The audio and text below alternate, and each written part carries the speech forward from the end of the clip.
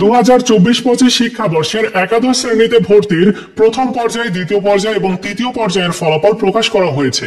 তোমরা যারা নির্বাচিত হয়েছিলে বা তোমরা যারা নিশ্চয়নটা কমপ্লিট করেছো, তোমাদের নিশ্চয়নের যে ফর্ম সেটি কিন্তু অনলাইন থেকে ডাউনলোড আজকের থেকে শুরু হয়েছে। ওই ফর্মটি তোমার কলেজে চূড়ান্তভাবে ভর্তি হওয়ার জন্য প্রয়োজন হবে।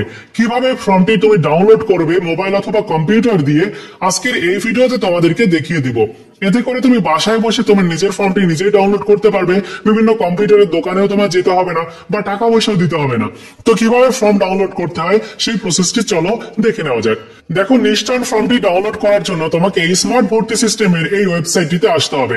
আমি এই ভিডিওর প্রথম কমেন্টসে ওয়েবসাইটটির লিংক অ্যাড্রেসটা দিয়ে রাখবো। ওয়েবসাইটে এসে এই যে লগ ইন অপশন দেখতে পাচ্ছ, এটার উপরে ক্লিক করে দিবে। এরপরে তোমার এডু আইডি পাসওয়ার্ড দিয়ে দিতে হবে। আবেদন করার সময় যে এডু আইডি পাসওয়ার্ডটা পেয়েছিলে সেই এডু আইডি পাসওয়ার্ড দেওয়ার পর এবার লগ ইন করে দিবে। লগ ইন করলে কিছুক্ষণের মধ্যেই তোমার প্রোফাইলে এভাবে লগ ইন হয়ে যাবে।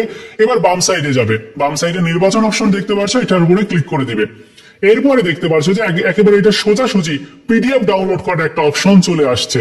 এখন যদি পিডিএফ ডাউনলোড করার এই অপশনে ক্লিক করি তাহলে কিন্তু ডাউনলোড হতে শুরু করে দেবে। এরপরে এরকম একটা নিশ্চয়ন ফর্ম ডাউনলোড হয়ে যাবে। এখানে তোমার বিভিন্ন ইনফরমেশন থাকবে, যেমন তোমার নাম থাকবে, তোমার এডু আইডি, রোল থাকবে, বোর্ড থাকবে, পাসিং ইয়ার থাকবে, তারপর তুমি সিলেক্ট হয়েছো কোন কলেজে সেই কলেজটির নাম থাকবে, ইআইএন নাম্বার থাকবে ওই কলেজের, শিফট থাকবে, ভার্সন থাকবে, গ্রুপ থাকবে, টাইপ থাকবে, কোটা থাকবে। আশা করি তোমরা এই পিডিএফটি ডাউনলোড করতে পারবে। এই পিডিএফটি ডাউনলোড করার পরে বা এই নিশ্চয়ন ফর্মটি ডাউনলোড করার পরে এরপরে যে কোনো একটা কম্পিউটারের দোকানে যাবে। দোকানে গিয়ে এই পিডিএফটি তুমি দিয়ে দিবে এবং প্রিন্টার দিয়ে প্রিন্ট করিয়ে নিবে, কারণ এই পিডিএফটি তোমার ভর্তি হওয়ার সময় প্রয়োজন হবে। আশা করি এতটুকু তোমরা ক্লিয়ার হয়েছো। এখনই পিডিএফটি ডাউনলোড করে নাও এবং তোমার আগামী 15 জুলাই থেকে তোমার ভর্তি কার্যক্রম শুরু। কি কি লাগবে ভর্তি হওয়ার জন্য, কত টাকা লাগবে, আমি এইটা নিয়ে খুব তাড়াতাড়ি একটা ভিডিও আপলোড করব। সেই ভিডিওটি তুমি অবশ্যই দেখে নিবে। তাহলে ভর্তির কার্যক্রমটা শুরু করার সাথে সাথেই তুমি কলেজে গিয়ে তোমার ভর্তির কার্যক্রমটা কমপ্লিট করতে পারবে। আজকের মতো ভিডিও এই পর্যন্তই ছিল। দেখা হচ্ছে নতুন ভিডিওতে। ভালো থাকো সবাই, ধন্যবাদ।